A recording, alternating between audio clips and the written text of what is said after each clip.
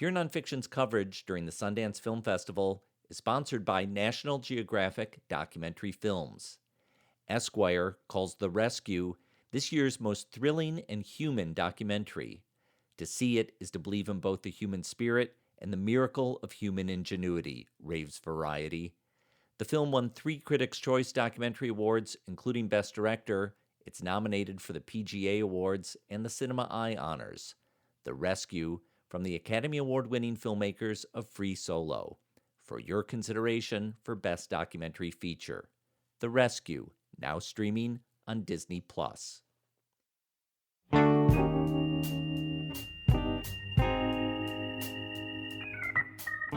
Sundance documentary, We Met in Virtual Reality, follows people finding ways to connect by avatar. We talked to the director, Joe Hunting.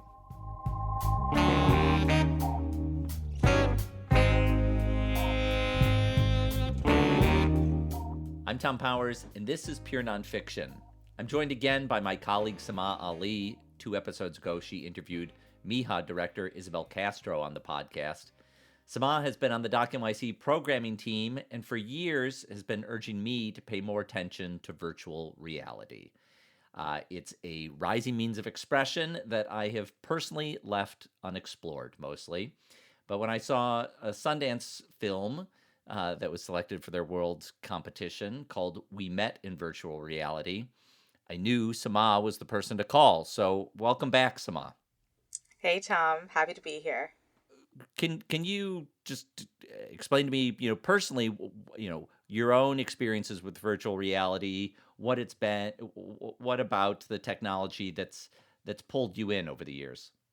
I first came across virtual reality at the DocX program at Hot Docs Film Festival from my hometown of Toronto, and I was amazed at what I saw.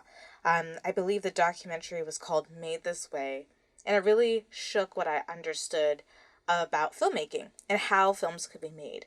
This was a 360 video documentary, a short, of course, because virtual reality experiences that are in a cinematic form can't really take over 20 minutes. They get a little bit overwhelming for the user experience.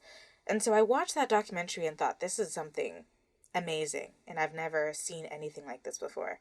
And then I just became hooked from there, and I even did my master's in virtual reality cinema. And here we are today, finally having time to talk about VR in this amazing film that Joe Hunting did.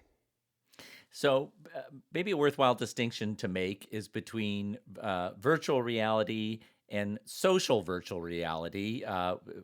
This film, We Met in Virtual Reality, is really about a social virtual reality space.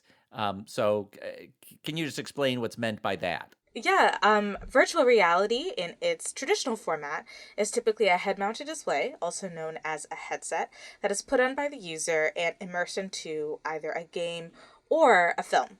And as you are encapsulated in the world, you can look around 360 degrees and really see what a filmmaker has in store for you. With social VR, it's a little bit different. It's way more technical. You usually have to devote an entire room in your house for it, where you have cameras set up on the 4 corners of a wall setup. And then in addition to that, you have rendering points on your hands, hips, knees, and feet. And you are then transported into the world with your head-mounted display for you to be able to engage in social interactions with other people who are in this designed space. So, what you've just described is taking place in the real world, what you might see if you were watching someone who is on a virtual reality headset, is not what we see in this movie. The movie is entirely shot in a virtual reality space. So, I guess I would describe it as kind of like watching a cartoon, since many of these figures are very cartoonish. But you're in a I don't know if I'd call it 2-dimensional or 3-dimensional. I guess it definitely has aspects of 3-dimensionality to it, because there's you're moving across rooms and planes and imaginary spaces that have been built in this world. So for viewers who haven't seen the film, Can you elaborate more what they should expect? What viewers can expect in this film is essentially being immersed in an experience where, even though you are in a 3D, 4D real experience for what the characters see, you are experiencing this with a 2D cinematic display, a regular traditional film. And the story is actually about human connection, people who go to these VR chat rooms in social VR and experience a community that they can't actually access, not only in real life, but also during a pandemic, because Joe Hunting ended up recording this film during our beloved lockdowns. And as a result, you really get transformed into a world that goes beyond the world that we know in our apartments and houses that we experience so well in a lockdown. So, I came to this film thinking about the technology, but what I really came away from this film was thinking about the human experiences of it. It's unexpectedly poignant as you get to know some of the characters in this VR space. Tell us about some of the characters that are prominent in this film. So there's Jenny, who is an ASL teacher who's also in the deaf and hard of hearing community. And we actually become very well encapsulated in her world in the helping hands deaf and hard of hearing community in the VR world. So not only does she introduce us to some of her friends, but also some of the characters that we end up meeting along the way. There are also two couples, Dust Bunny and Toaster, and Is Your Boy and Dragonheart, and they have their own stories and experiences of their own, especially while dating during the pandemic. I mean, that seems to be a big theme in the film. There are two relationships that we watch grow of people who, as the title said, met in virtual reality. Totally. And I think one of the most notable parts is that one of the couples have never met in real life, and another one of the couples found actual solace in virtual reality. They weren't able to travel because borders were closed and they live in two different countries. And so social VR ended up being their meeting place. I spent a lot of time watching this film, super curious about what these people look like in real life. We don't ever see them. That was a deliberate choice that Joe made, and he talks about that in your interview. I thought it was a great decision for him to not show us the actual people behind their avatars. After all, this was an introduction for most people into social VR. And with our interview, we did talk a great deal about technology at the beginning, but the second part of our interview is really about the humanity, why people are attracted to commune in these chat rooms. My first question to Joe was how he discovered social VR. I discovered social VR and specifically the platform that I recorded the documentary in summer of 2018. I read an article in the news about VR Chat, which is the platform the documentary was filmed in. And the article read a lot of quotes about people overcoming problems in their mental health and finding really profound relationships and friendships through this social VR platform. And that to me was an experience that really I related to as someone who's had a lot of experience in online communities, and I've always grown up playing online games.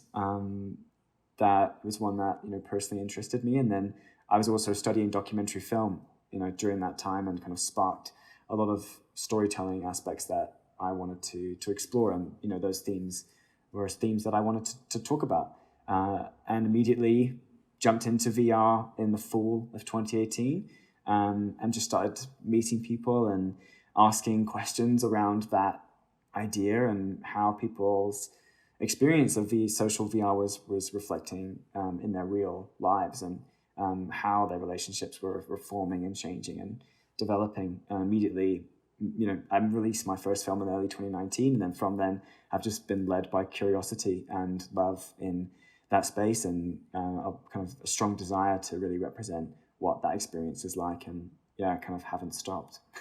And then this feature film was really, kind of drawing in everything that I was curious about, and the people that I wanted to represent into one piece. So, for the uninitiated, people who have no concept of VR and VR chat and social VR, can you kind of explain what is controlling people's avatars, and especially we see a lot of American Sign Language in your documentary as well, and that's very finite digit movement. Yes, well, I mean, in terms of VR technology, myself and everyone in the film is wearing a VR headset. We have two controllers in our hands, which we're moving our fingers on and moving our characters with.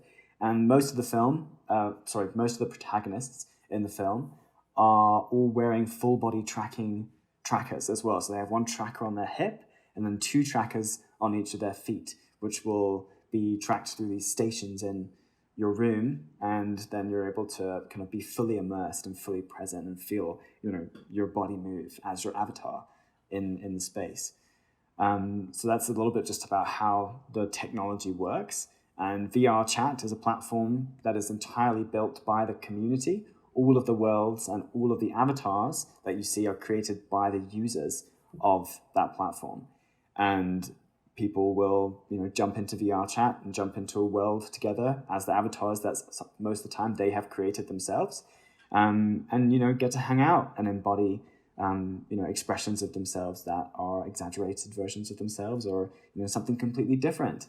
And with that comes with so much experience and so many stories. My last question about technology is really, how did you make this film? Because this is such a, not only a visually stunning piece, but also it really pushes the documentary form as a whole. So I know you talked about in your Meet the Artist moment for Sundance, what camera you're using. But for folks who didn't watch that, what was the technology you used to make this documentary? Well, the entire documentary was shot using a camera that was created by a member of the community in VR Chat. It is a purpose-built cinema camera called VRC Lens, which was created by a community member called Hirabiki.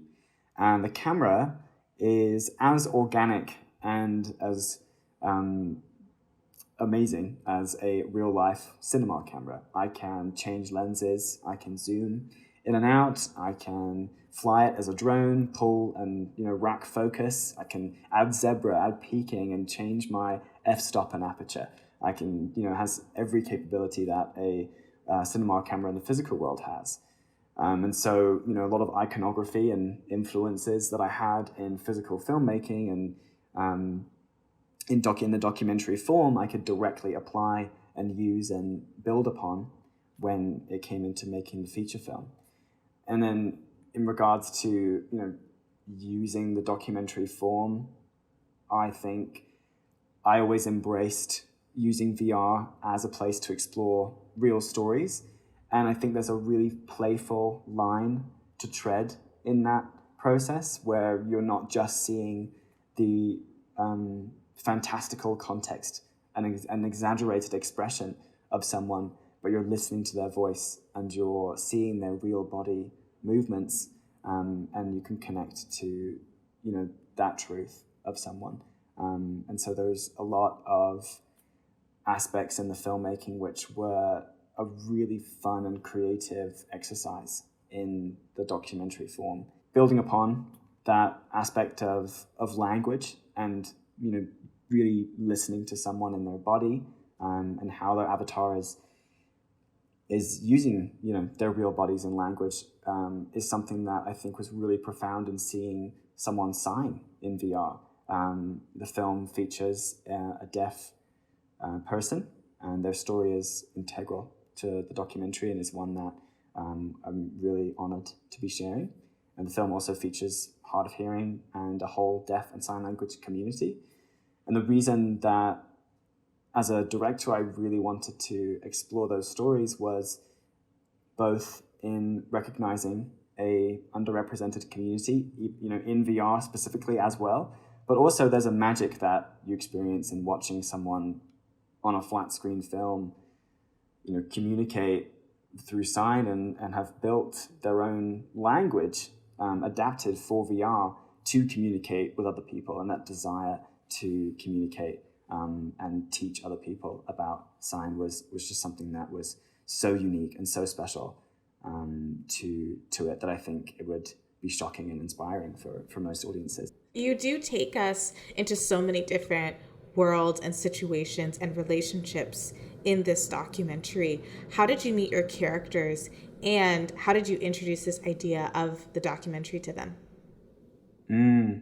I met each of the there's a lot of people in the film, I should say, first of all, but I'll speak just to the core protagonists for the sake of time. I met them all in very different ways. The kind of key character in the film that was the first person I filmed with was Jenny, who is the pink-haired American Sign Language teacher who really welcomes us into the deaf and hard of hearing community that is Helping Hands. We met whilst I was shooting a series in the summer of 2020, and she features in the final episode of that series. And I've since meeting her, and we also filmed with Ray, who is the deaf character, and we met in virtual reality. Just ever since being introduced to that world and understanding sign and the attitude towards teaching and wanting to build something, building a community for education and for the desire to communicate, that was obvious to me that there was a story that I wanted to pursue in the documentary. And then just discussing that idea. I was very open to the context of making a documentary, making something longer form with Jenny and Ray. And thankfully they're amazing people and are extremely respectful and knew what I was doing. And we had a lot of kind of open conversation around what we both want to talk about in the film and the stories that we wanted to represent. So it was a very mutual understanding. And that was the same for the rest of the cast. I met Dust Bunny and Toaster, who were a long-distance couple who were obviously struggling during the pandemic as they were not able to physically be together, but they were using VR as a way to be together and to communicate. I met them through the International Dancers Association. I actually saw Dust Bunny in a dance battle in VR, and then discovered that she's a belly dance teacher, and then she introduced me to her partner Toaster, and they both spoke so eloquently about their relationship. And obviously Dust Bunny has this incredible context of wanting to be a dance teacher inside virtual reality that was really exciting. And finally, Dragonheart and Is Your Boy, I met in a very different context to Jenny and Dust Bunny and Toaster. I met them dancing in an exotic club called Club Zodiac, and kind of pulled them aside and had this very long conversation around a pool table, playing pool, which became kind of a centerpiece of We Met in Virtual Reality. We kind of continued talking and continued expressing thoughts around their experience and their relationship from that pool conversation.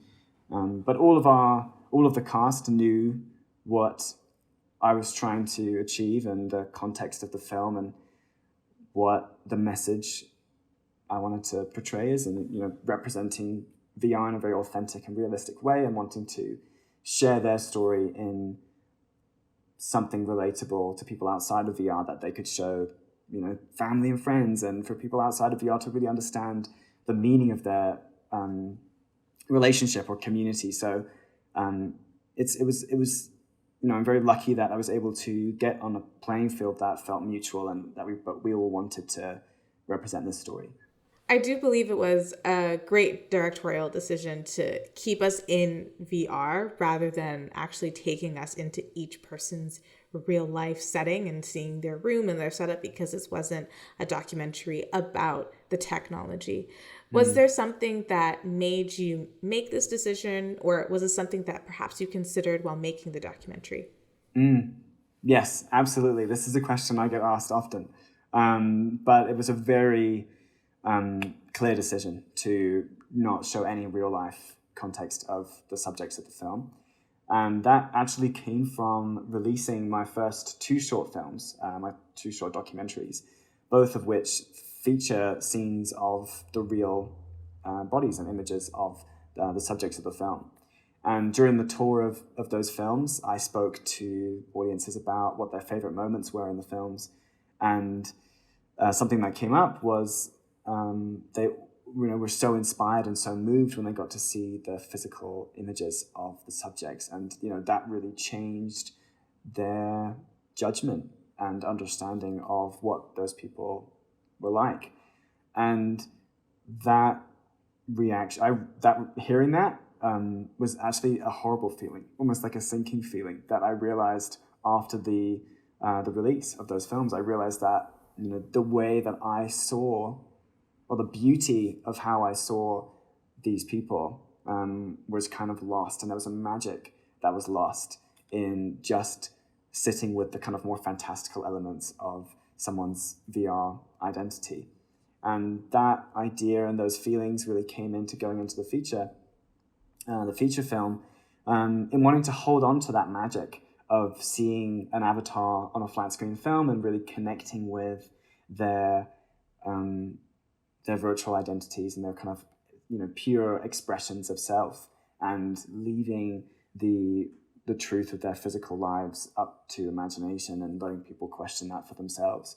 I think that's a much more fun and intriguing watch that is actually a more authentic representation of the space as well. Because I did the whole way through production, I did not know what the cast looked like myself as a director, and so I didn't want the audience to see that either.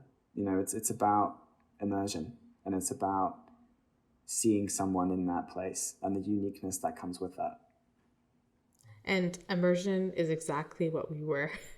We were totally immersed in this film. And I have a question about the avatars that we ended up seeing. There is quite a conversation to have about the gender expression that we have, all the different characters, but also the online safety that one person mentioned in the documentary as well. Do you have any insights about why people designed their avatars and the spaces in such specific ways?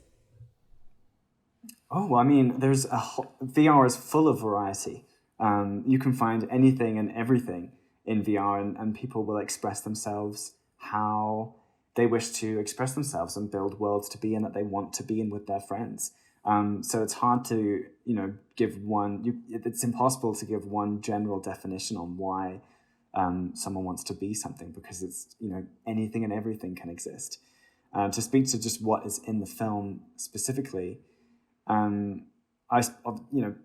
get into the kind of conversation surrounding gender and identity that is featured in the film, but to speak generally about it, I think everyone seen in the documentary, their avatars are exaggerated versions of themselves or parts of themselves that they want to embody more and, embrace.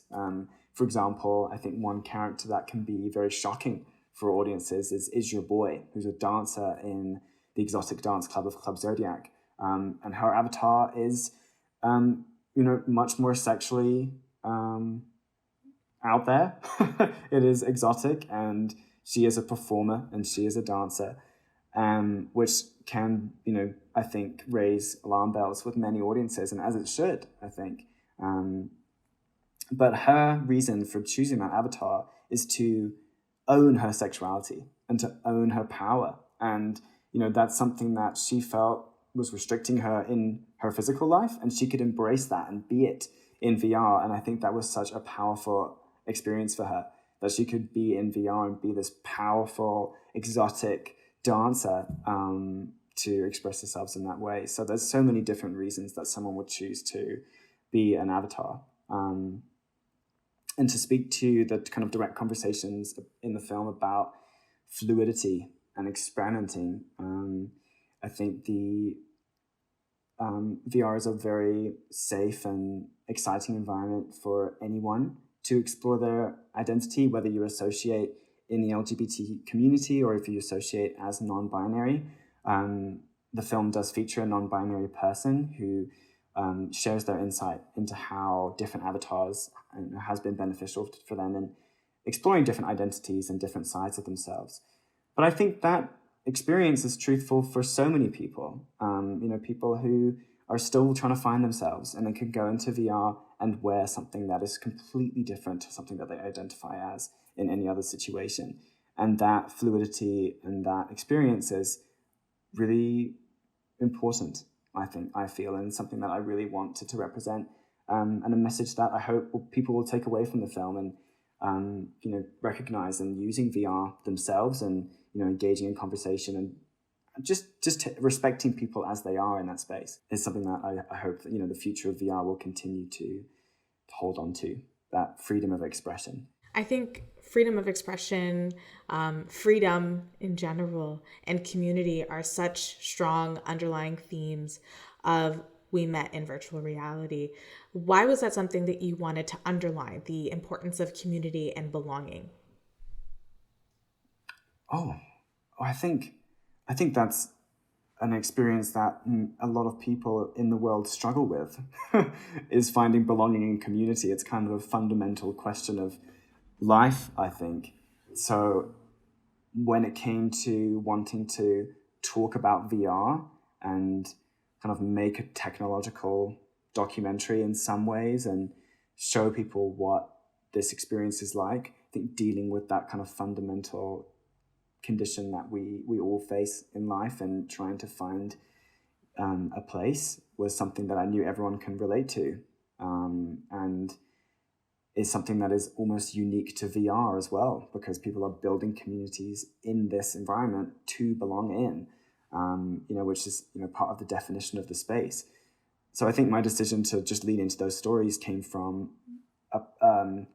kind of wanting to give back, because I found my community in VR. That's where I found my tribe. So wanting to share that experience with people was personally important to me. But then also just connecting the world to the world of VR in a very human and real way. I knew that those themes would shine.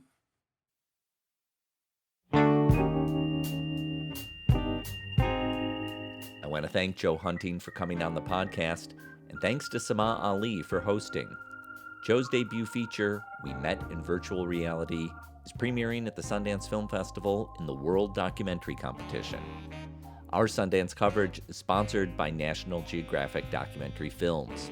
We have 3 previous interviews and 1 more episode to come during the festival.